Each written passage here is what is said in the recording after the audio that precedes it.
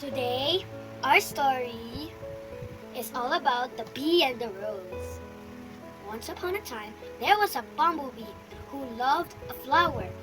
This was not unusual, as bees often fall in love with the flowers in their gardens. But what was unusual was that this bee was in love with the rose. Roses, as you know, are the monarch of the garden. They are too fine and lovely for common things like bees.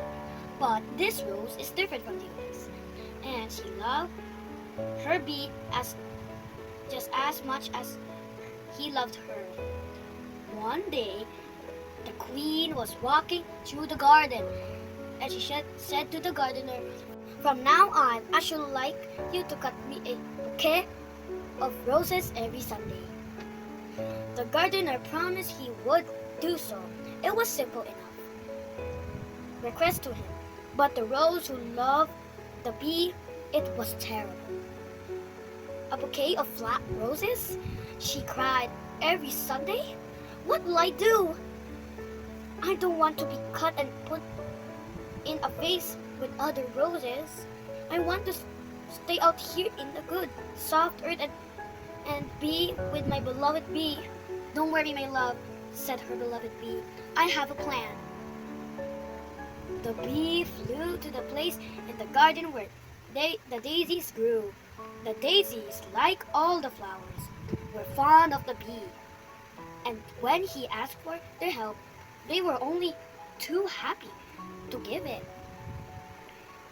Each one donated a few petals, which the bee took back from the rose, using some honey from his hive to stick them on. The bee used the petals to disguise the rose as a daisy. That's odd, said the gardener the following Sunday. Why is it one daisy growing among all the roses? Never mind, the queen wants roses, not daisies. So the gardener cut the queen a bouquet of roses, but left a rose safely behind. It worked, my love. The gardener thinks I'm a daisy. When he is truly a grateful, even though those daisy petals, your beauty shines like the sun. For so many weeks, the trick worked, and while her sisters were very honored to be cut and used to decorate the royal breakfast nook, our dear Rose stayed behind with her disguised petals and her true love, the brave and clever bee. But as time went by, the petals started to fall off one by one. Soon they would fall all together, and the gardener would see that she was really a rose.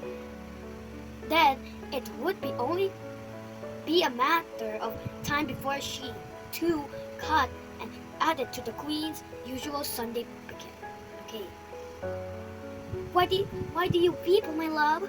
Said the bee.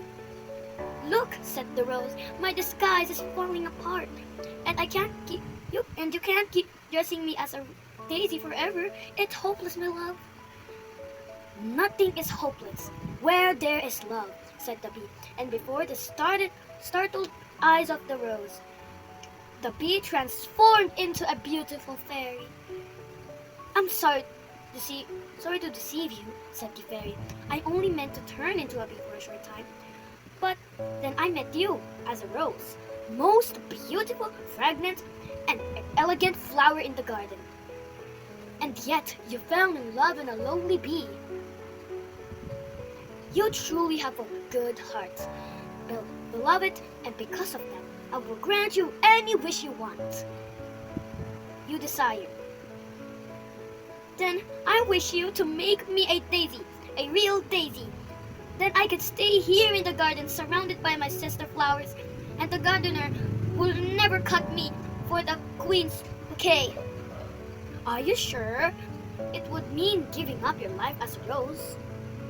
I would rather be a daisy, if it means I can be free and happy, and if it means you will stay with me always, promised the fairy. The rose became a daisy, and she lived among the other daisies in the royal garden, and the fairy turned back into a bee so they could be together, just as they were before. Now you might think it's better to be a rose than a daisy. You might also think that given the choice you'd rather be a fairy than a bee. But I think if you really thought about it, you realize that the one thing you want the most of all is happy. The end.